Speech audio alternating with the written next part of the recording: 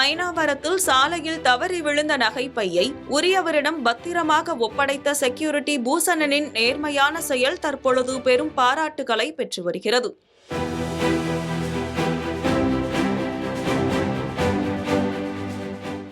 கடந்த ஜூன் 10ஆம் தேதி காலை 10:30 மணியளவில் சென்னை ஐனாவரம் பகுதியில் உள்ள சன்னிவேலி குடியிருப்பு வளாகத்தில் ஆர்கே செக்யூரிட்டி நிறுவனத்தின் சார்பில் பூசணன் என்பவர் பாதுகாப்பு பணியில் ஈடுபட்டிருந்தார்.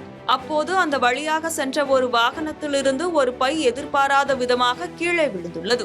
மதிய நேரம் வரை அந்த பையை தேடி யாரும் வராததால் பூசணன் அதை பாதுகாப்பாக தனது வீட்டிற்கு எடுத்து சென்றுள்ளார். பின்னர் பையை திறந்து பார்த்தபோது அதனுள் தங்க நகைகளும் ஒரு முகவரி அட்டையுடன் கூடிய பர்ஸ் ஒன்றும் இருந்துள்ளன.